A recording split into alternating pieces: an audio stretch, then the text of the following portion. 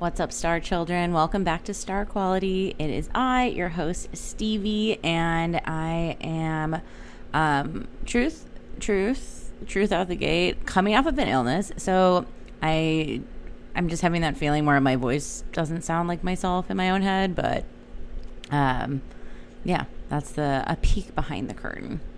This is another episode of Venus Things. Venus Things is a series, a part of the Star Quality universe, where at the end of the month, on the fourth Friday, last Friday of the month, we are here. My God, August. What was August? How was everybody? How was Mercury retrograde? How was this whole thing? Oh, this whole thing? August was, I think, what every astrologer sort of said it was going to be, which was there was tests. There was a lot of tests afoot in August. If you were not tested, well, maybe you passed, or maybe there was previous tests that unfolded earlier for you in eclipse season or whatever, which we're also about to head straight into. But yeah, August was, I actually had a lot more positive twist from Mercury retrograde, and then Aquarius full moon was an absolute banger as well. But I know that was not necessarily the case for everybody. So if you are here and listening, you made it. September's coming. It is still going to be a shakeup of a month, I would say. Honestly, the rest of the astrology for the rest of the year is not quiet. It's all very loud. It's all very, you're going to feel it. You're going to notice it. Or I think a lot of the times, too, if you are in a place of really steadiness and calm, you might see it more around your people, right? Like, just because maybe you're having like an okay time during tense astrology, maybe the people around you aren't. So you might have to, you don't have to, you can do whatever you want. You might end up being more of the stable figure when people are around you are maybe not having the best time. I've definitely seen a lot of folks in my community having various ups, various downs, but ultimately we're still standing, we're still present, we're still here. And I hope that this Mercury retrograde that was really, as I said in previous posts, really deeply connected to Venus. I think more than, I didn't really see many other astrologers commenting on this. So tooting my own astrology horn, because I did really see how deeply connected this was to our previous Venus retrograde. We're not in Venus retrograde, but it was the last Venus that we had in Venus retrograde, and also Mars retrograde, and we had both Venus and Mars in those signs during this, the pre and during of this retrograde. Anyways, my brain is still recalibrating from not feeling 100%, but I wanted to get on and get Venus thinging with you. So Venus Things is where I'm going to talk about all the things that I enjoyed the past month. So from music, movies, TV, although I don't have that much TV going on, but I did get a new show that I'll talk about, food, products. If I have any affiliation that is paid, I will share it. These are just my genuine recommendations because I wanted to make a segment called Venus Things because I'm a very Venusian person. I'm a Taurus sun that's ruled by Venus, with my Venus also in Taurus conjunct my sun. The stuff I care about runs deeply in me. It is, for better or worse, part of my personality, and I do enjoy sharing recommendations. I've been told I give killer recs, and that is that's what I'm here to do today. But I am doing something a little different on this episode of Venus Things, and I'm going to be answering your questions, your advice and astrology questions. I have 2 questions that were submitted today, and these are from my paid supporters who have joined the third space on my Substack. So I will be answering their questions. A spoiler of what we'll be getting into. We're going to be getting into a question about, is there something in your chart that might make people cheat on you? Juicy. Can't wait to respond. And another about dabbling in first time polyamory. So lots of love, lots of sex, lots of this is what we're here for, folks, right? Like, I love advice columns, and I love giving advice, whether it's through the lens of astrology or just to my friends and family. And I'm excited to introduce this as a new segment in the Venus Things. We're going to start out the episode with the questions, so everyone can enjoy that. I will put up the little paywall after the questions. So if you are listening and you're not a paid supporter, thank you for subscribing. Please comment, like things, share it. You know, any of those free actions help people find me, so I really appreciate it. And if you would like to become a paid supporter, there are paid tiers for my Substack. That is starqualities.substack.com, and you can join what I call my third space, which is just my group of people who are here in the Star Quality universe. And the more that join, the more that we'll get to do cool stuff together. So for $7.77 a month, which is basically with tax, like buy me a iced latte with oat milk. That is my order.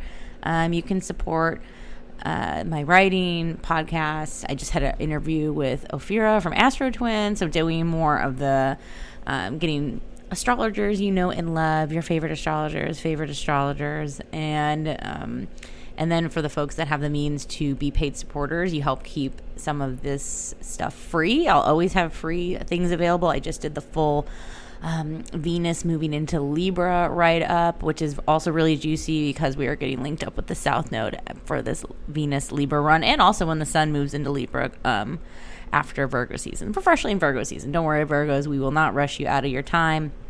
But yeah, so think of becoming a paid supporter, even if you want to come do it for a little bit and then hop off. There's also a 7-day free trial, and you can access all those things. And yeah, let's get into your advice questions.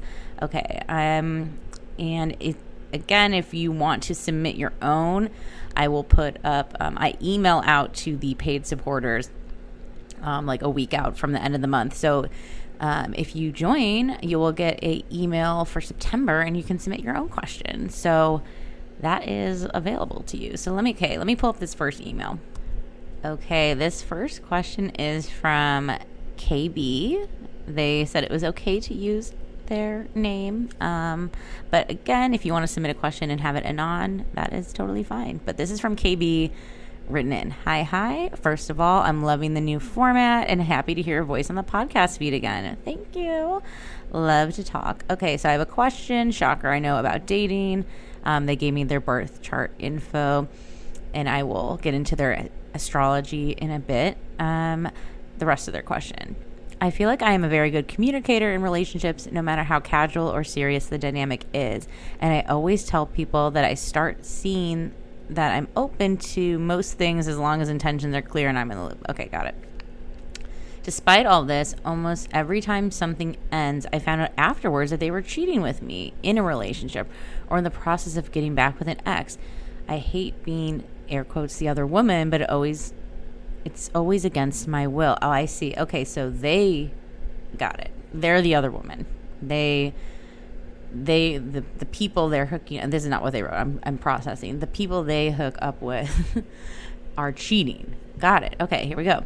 So I guess my question is, Carrie Bradshaw boys, they wrote that. Is there anything in my chart that would draw people to want to cheat with me, or are all men just shitty? LOL, so dark. But it truly has been so many people. Some I had previously hooked up with and they reached out years later once they were in a relationship. Some I have never met and was told after hooking up. Some I was never told but found out through snooping on socials. Wow. And a bonus cue. Any tips on how to communicate my needs and actually have them respected? Not sure how much clearer I can be, but I always seem to be just a good option until something else works out. I'm in a good headspace and feeling perfectly positive about dating, but it would be nice to break this weird cycle. LOL. XOXO KB. Okay. Thank you, KB, for a very juicy write-in. And let me pull up your chart. I'm going to answer this through the lens of astrology, but also, of course, just regular life will pop in there. Let me pull up this chart. All right, so for KB is a Libra Sun, Cancer Moon, Aquarius Rising. So my first instinct, at least from an astrological standpoint of being, air quotes, the other woman, is, it feels very Libra to have like this sort of like other side. Not that that is chosen for you, but it's sort of put on you, right? I think your Cancer moon, we have this in the 6th house here. There is something that kind of jumped out to me right away too, as being like almost like this everyday mother figure. Like these men, I'm assuming these are men, you mentioned it being men. These men are searching out daily comfort, right, from this other person, and you being the other, and not this person they want to commit to is what you're sensing. I'm a sucker for a Scorpio Venus. You have Venus in Scorpio. I find that to be one of the most alluring. Come hither. The Venus Scorpio, especially if you're on TikTok, definitely gets to like the femme fatale sort of energy a lot of the time.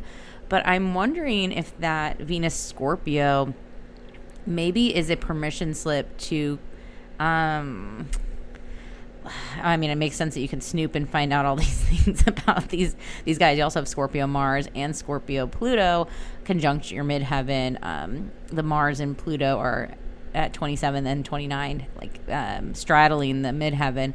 The Venus Scorpio is a little further away at 8 degrees. So they're not, the Mars and Pluto are in conjunction. The Venus is floating a little further out. But I feel like that combo of Scorpio, Venus, and Mars, and like this control, it just feels like such planetary permission to have that given back to you if you've been feeling like you're kind of getting what these guys are offering and nothing more. So I wonder if there is, I don't know if this is like the type of advice you're looking for, but I wonder if you're looking for to be chosen, right? To be not someone's back burner chick, but to be their number one. I wonder if there's something that can be updated in terms of putting these men to test, like maybe having it's a slippery slope, and again, this is, you have freedom, personal choice. This is not legal advice. This is just speculation and entertainment purposes only. However, I wonder if you can bring up these things and go a little deeper maybe than you have been. Like, I know Libra can keep things so light and playful, and you have your Libra Sun conjunct the North Node in Libra.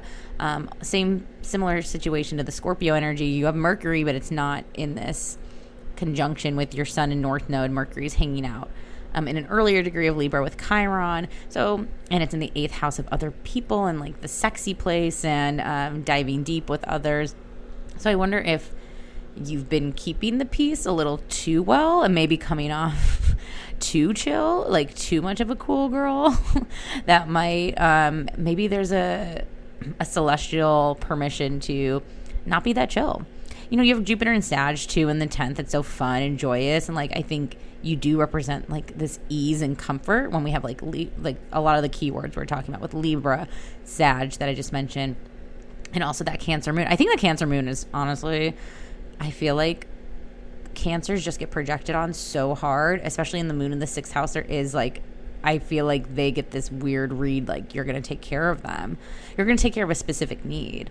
So I wonder if the Scorpio energy can kind of put out like, oh, I don't do those needs, by the way. I do these needs. These are my needs. Like, this is what I'm looking for. Your Aquarius rising there's a co-rulership there of Saturn in Pisces and Uranus in Capricorn in your 1st and 12th house, respectively. Respectively. Okay. You get it. But so I think that there is, at any point in time, you can really change the rules and change how you operate. And I think that's like the beautiful thing about Aquarius rising is if they don't like something, they can utilize the alchemy to create change. It's just going to really be a very conscious choice and possibly uncomfortable. And I think the thing with Libras is they're so good at keeping all their people for so long. And same with Scorpio. They're pretty ride or die. But when it's time to prune and like release, that's the task at hand that's being asked of them. And I should reiterate, I don't think there's a chart that makes people do bad things, right? Like, I don't think, oh my God, I've been born with this chart that makes people use me or do these horrible things. But however, does a Cancer moon offer familiarity and comfort, and I think some people can take advantage of that, and I think that goes for Cancer placements, period. Sun, moon, rising. Yeah, that definitely happens a lot of the time. Can they see, like, oh, this is a place to kind of like pit stop and be, you know, bottle fed, and then I can like move on to greener pastures or whatever? Yeah, that's definitely an option. The bonus question was, any tips on how to communicate my needs and actually have them respected? You're just gonna have to keep company that respects you. Sorry. You know, that Mercury that I mentioned earlier is at a perfect conjunction by a minute with Chiron, and Chiron is that wounded healer, that place that we are going to find a lot of growth and leveling up, like next steps, once we can kind of unlock some of the pain and mystery that is affiliated with Chiron. And that Mercury in Libra in the 8th house of other people and other people's business and what other people offer you is, I think the thing is, like, yeah, like respect, getting people to have them respected. It's going to be living it and seeing who does and who doesn't. And then also, then the decision is, oh, okay, well, if you don't, then why are you in my life? Like, then why are you here? Then why are you wasting my time? And I think, you know, with love, Libra advice is you don't have to be nice to everybody. Definitely read the Libra Venus post that I just did, because I feel like right now, the South Node's in Libra. Right now, we are releasing a lot of the Libran things in our charts, especially for Libra people, of ways we used to operate with others that are just, they have to change. Like, they are due to be adapted. And right now, the North Node, you're in a nodal reversal too. As I mentioned, you have the North Node in Libra and South Node in Aries. So, and right now, the North Node's in Aries and the South Node's in Libra. So this is a really vital time to just, like I said it in the Venus Libra post, it's suffering no fools. It's just, it's calling it like you see it too. I think maybe people need to explain themselves to you. Maybe if you've been over-explaining yourself to others, making that space of like, what do you mean by that? How do you feel about this? Where do you see this going? Oh, what has been your, I don't know, like getting into that detective mode that it seems like happens after the fact is now might best serve if you kind of do it in real time and in that processing. I think too, if you, this is just take what works, leave what doesn't. If that Cancer moon too in that 6th house can tend to overstay, like maybe you hook up with someone and they stay for 3 nights on end, or you go to them, or like you're texting nonstop. I think that they're like the boundaries of entry maybe need to be a little higher, because I know it's fun. Like, again, I don't ever want to like slut or sex shame anyone into like having romps and trysts and fun, and like you mentioned in a very Sex in the City summer, like let's all go out and get laid and have fun. But I think if you're consistently getting these sort of vampiric, blood-sucking, life-draining cheaters who are just, let's just call, they're liars, you know, like cheaters are liars, like, and also very old school, you know, like it's very John Draper, like why are we entertaining liars? And I think if you can maybe throw them off their routine a bit, and also it's just coming back to you doing the things that best serve you. I can't imagine spending days on end with a liar is getting you on track with your friendships or your work or your creative practice or whatever it is that is maybe needing a little more attention from yourself. I think you giving yourself more attention is all automatically going to wipe away a lot of like the noise of people that are around. Again, Aries North Node time. I'm going to like scream it from the rooftops. We all are here to, doesn't mean we have to be bullies or forceful. It's just about like, is this good for me? Is this working for me? Is this helping me? Okay, so my too long didn't read. Can Scorpio Venus folks be very seductive? Absolutely. And that's why we love them. I'm a Taurus Venus. I'm the opposite Venus. But I swear, anytime I see a celeb who I just am drawn to, I'm just like, ugh. It's always Scorpio Venus. Fucking Always. They just have it. They have a little glimmer in their eye. So are you irresistible? Yes, quite possibly. The Mars is there too. So there's just like a natural, sexy embodiedness that can come and draw people in, like moth to a flame. Libra, very naturally, also very attractive. Yeah, I mean, maybe you wrote this question to hear how hot you are. Here you go. You are hot. You are hot so much that it seems like the bad boys are coming in. And look, aren't those usually the hottest? I mean, I've been there. I think advice I've definitely have grown to appreciate getting older, if you are looking for a more serious partnership, is to it's so boring. It's not that boring. It's just more like practical, is like to nurture the slow burn people. I think if you meet someone on a date and you like can't keep your hands off each other, and then you spend 5 days in bed, and then you do this, and it's like, that's usually not boyfriend, usually, just from like my past experience. Like, they're usually like a month of craziness that I adore, but anytime I've had a boyfriend or partner, it's been like a friend that like grew a little more, or like they didn't want to fumble the bag, so they took it slower, and they didn't want to think that I was just being used. And I was like, wow, what? Because I'm usually like, let's go. So I think maybe that Scorpio-ness, instead of like gamifying and conquering, which I think Scorpio can do, can be open to the slower, more intentional. Maybe it's leaning into like the Pisces people. I don't know. I'm curious which signs have been doing this as well for you. So let me know. But yeah, I mean, you mentioned about wanting to stay positive and break this cycle. I think it's going to be slowing down. Not honestly, don't go into these homes feeling like, back to the vampire theme. They're not in your home. You don't go in their home. Like maybe we need more dates out to determine that they're not just like a fuck boy. Like, I remember I had so many suitors back in the day who'd be like, oh yeah, first date my house. I'm like, what? No, are you ew? Or they'd be like, and those people who'd be like, first date my house, didn't even have a room. They were like, oh, I'm staying on a couch. It's like, why are you on this app? Like, bruh, check yourself out. So yeah, that'd be my like cycle pattern breaking, is like, don't be so available. Don't let them into your home, and don't go into their home. Slow it down, nurture the slow burns. I'm like counting on my fingers. And I think coming back to, it's okay to romp and have fun, but I think you can like hold these people a little more accountable. You can test them a little bit more. I think, again, being a Libra is very diplomatic and sweet and kind most of the time.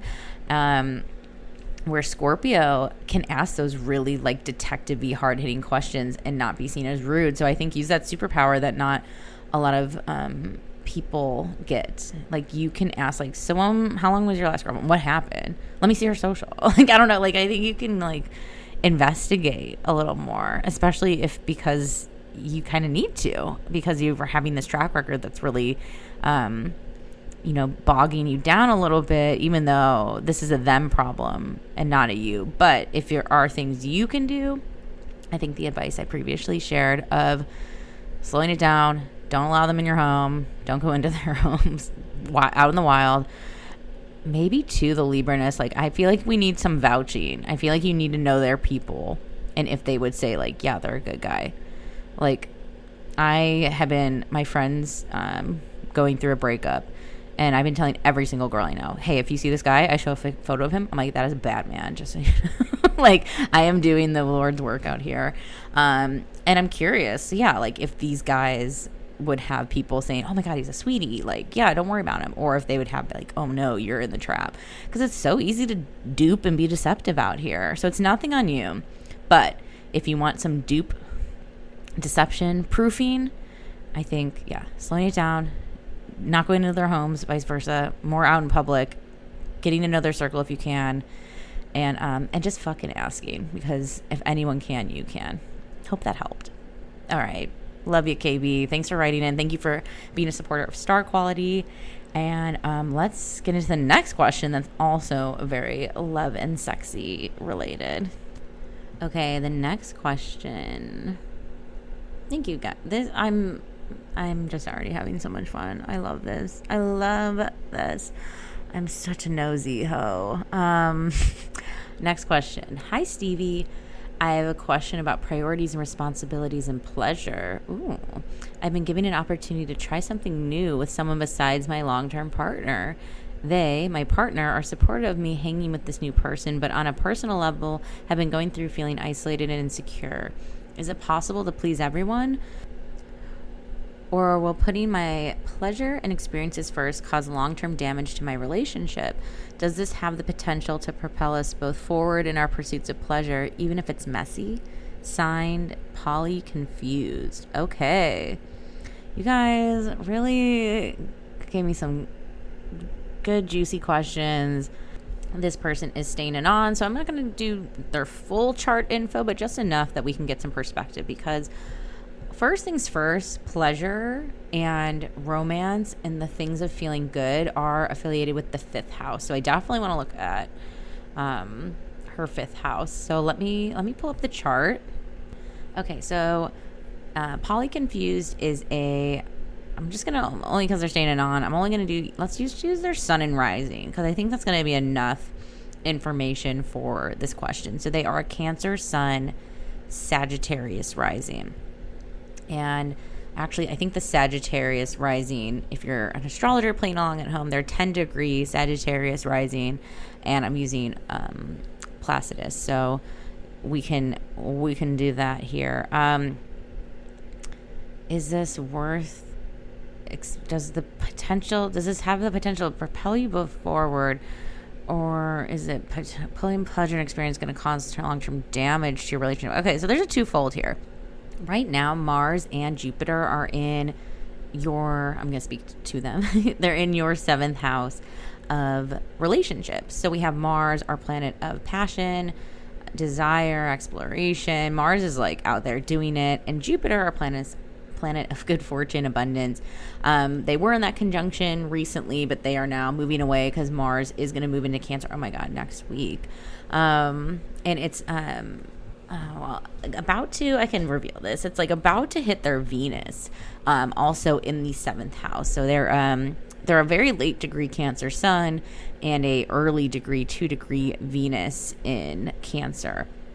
So right now, I'm not shocked that matters of relationships are being highlighted, because right now the where's the fun planet in Gemini, Mars, also with Jupiter, of let's have more fun. Let's bring in more people. I mean, it definitely feels like outside voices coming in. And now that can be murky water, right, for relationships. I'm wondering, since this is a first time dabble, and then there's also, I'm hearing two things in the question, which feels very Gemini. Like, I want pleasure. I want to try something with a new person, and my partner is supportive. However, I am seeing my partner's feeling... they say they're supportive, but maybe feel a little left out. And also, is this going to damage this? Is this going to hurt? And I think, here's the thing. Yeah, all those are, it's all possible, right? I think if anyone's ever pursuing anything like that, we never know. As a person can tell us all day long that they feel good about this. This is great. In theory, in theory, this is awesome. And then in practicality, sometimes people get hurt. So I think the emphasis on Gemini and communication is really high. I'm wondering, this is just like a psychic download. I'm wondering if this is working with a couples counselor as you process this, or just what's shared. Again, to each their own. I feel like a lot of the times in modern polyamorous culture, to be fair, I'm also not polyamorous. I'm a monogamous person, but I'm not a square, so I'm down to talk about it. I do think a lot of the times, a lot of the trends I see in polyamory is this really intellectualization of polyamory. This we can talk out anything, and I just don't think that's true, especially because Mars and Jupiter are here. These are really about feelings, innate feelings. This is not Mercury stuff, right? This is feeling stuff, and this is bodily stuff. And we can say we're all good with something and then be like, wow, I do feel jealous, or I do feel this thing. So I'm wondering too if maybe part of this agreement. I know I mentioned Don Draper earlier. Like, I don't think there's anything wrong too with like figuring out what levels of communication actually work for you guys. I know back in my day when folks were just more like open versus poly, which kind of poly implies like cultivating a romantic relationship and having a little more duty and responsibility to multiple people, where open is sometimes just sex. So I think maybe that's the other line, is like, oh, okay, like, are you looking to cultivate a relationship or just pleasure and sex? Again, I don't know if you get pleasure out of forming relationships, so that's why a lot of times polyamory is a great option for people, because they like really want like 4 boyfriends or whatever, because they have the time and space and energy and they want to form those relationships. Some people just want the sex. So I'm wondering too, let's just say it is just sex, I'm wondering if there's like a little bit of like anonymity. Like I'm trying to be mindful of like over communication sometimes. Like, you know, like sometimes we're like, I didn't need to know that. Like, I was open for a little bit in a previous relationship, and we had the method of like, yeah, I know you're gone and going to do something, but I don't really need to hear like, oh my God, then he touched me there and then he did this. Like, I don't know, unless that brings hot steaminess. Like, but for my situation at the time, it didn't. So all that to say, Mars and Jupiter are in your relationship house right now, and they are bringing in some attention of communication, other people, because of the Gemini energy, and also like just what feels fun. And I think if anything starts to feel like a new job, or like it's like I don't know, like it's like a visceral response to like managerial energy, right? Like there's like, if you're looking for pleasure, maybe it's defining what pleasure is for you. And if it's just sex, then it's just sex. If it's forming new relationships, then it's forming new relationships. But I think maybe figuring out what you want, and then you can bring that to your long-term partner, might be the case here. I'm also looking around at your chart. It's so funny because you had Uranus going through your 5th house of pleasure for like since 2018. So I wonder if this is something that's also been building for a while. It's now in your 6th house of your routine. So there is something that maybe needs a little shake up and change. And I don't know if it's also maybe doing sexually explorative things with your partner, like sex parties or swinging, or like having a third or whatever. I'm curious how much you want your partner with you in this, is what the message is the Mars and Jupiter in Gemini, and Mars about to move into Cancer on your Venus, and eventually coming for, you do have a big stellium in Cancer too, is really indicating kind of getting back into what makes you feel like yourself, what makes you, Cancer is connected a lot with the divine feminine. It makes you feel sexy and adored in this. And maybe it's also the Gemini-ness. Hear me out. This is random again. Take what works, leave what doesn't. You have free will. Like, maybe there's also some like internet sexting. Maybe it's with you and your partner, like streaming, like anonymously, or whatever, or not, like having something that's like, there's like something that feels like a need for the playfulness to be at the priority. It doesn't need to be that serious, is the meat. Because I think also operating, and that's very Cancerian, from like not wanting to hurt someone's feelings, which is very kind and very wise. You don't even know what it is yet. So like, I think maybe that's the plate to present to your partner, Freudian slip, is, hey, like, there could be hurt. I want it there to not be, but also we don't really know what this looks like yet. And I think it's like you're going to find out by doing. And that is my advice for Sagittarius people all the time, especially Sagittarius risings. Like, you are going to know once you do it if it works for you or not. And I think thinking too much, or the analysis paralysis, that's where it can get the Sagittarius people really kind of bored and like feeling kind of in that stasis mode, and like they are encouraged in this lifetime to take some risk. And I know Cancer is a little risk, not a little, but pretty risk adverse. So I think that is definitely adding some tension in the conversation of like, safety versus spontaneity that Cancer and Sag are going to be always reckoning with and always dealing with. Now, you do have the Aries North Node. I talked about this in the previous question, in your 4th house of your home and security and your stability. But Aries does represent you and where you fit into this like family and home and narrative structure.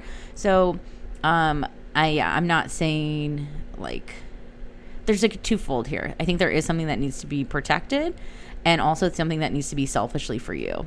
And I think both can exist. And I think having that spotlight on what you really need, and also this just might be like a quick one-time thing is the other thing I'm seeing. I don't know if this needs to be like a lifestyle. It feels maybe like something random that kind of comes and goes and doesn't have to be forever. That's like the Aries. The Aries and Gemini are very ephemeral, momentary, not like long term. And I know Cancers think very long term and about, the future and what is this all for and what they're building and all that. So yeah, I think, have fun, do no harm, be safe.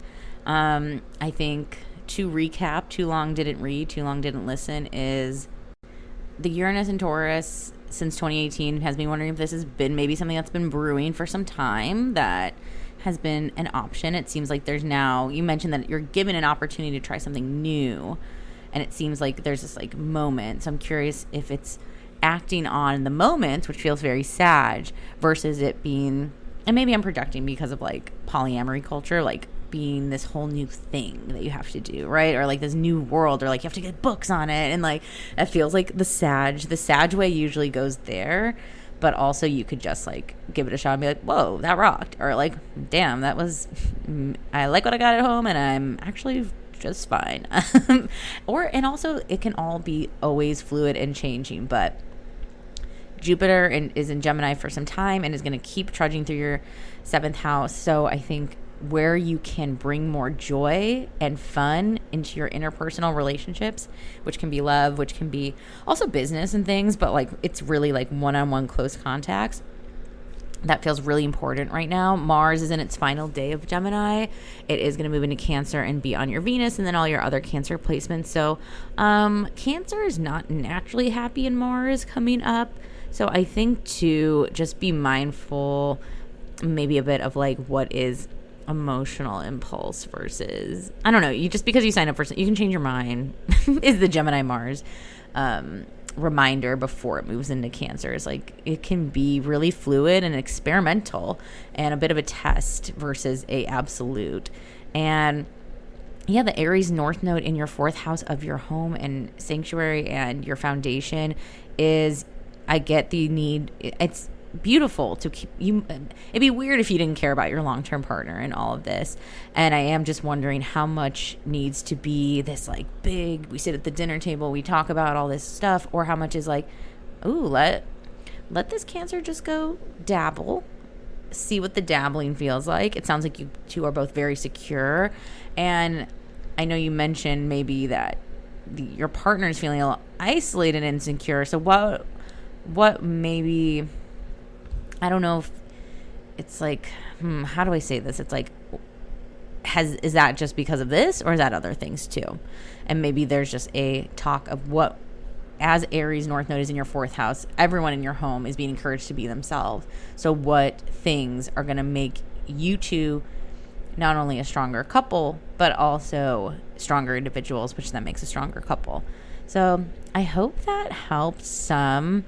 I think I would tell you if anything was like, don't, like sometimes there is astrology. It's like, I don't know, not right now, because there is really a lot of your 7th house activation going on. Yeah, I just want to see if there's any other like major aspects that are going. I think that just right now, currently, and this will change as time moves forward, Jupiter is squaring Saturn, has been in a square with Saturn. So Jupiter, the planet of like yes, is in tension with the planet of no. And there is a push and pull of the kind of thoughts, like overthinking versus the overfeeling. And I think it's in a beautiful communication with Leo and Mercury right now, which is just, again, coming back to like, it feels like when you're in high school and you're like, you zoom out, you're like, is this stupid? Like, what am I doing? Or like, oh, is this so fun? Like, it's, I don't know. There's like a simplification that Leo Mercury does that is just like, you know, that feeling of like, I got to leave this party. Or I got to stay here. Like, so I think it's going to be in the moment, seeing where the passion is being fueled. I think the insecurity is par for the course when you start to intertwine with other people in a romantic, sexual way. I think you're going to be able to deal with things as they come versus try to prepare too far in advance. And I think Cancer and Sag can be very guilty of trying to prepare too far in advance. So I hope it goes well. Hope all the explorations and things are fun. Like, again, back to pleasure, defining what you like as pleasure.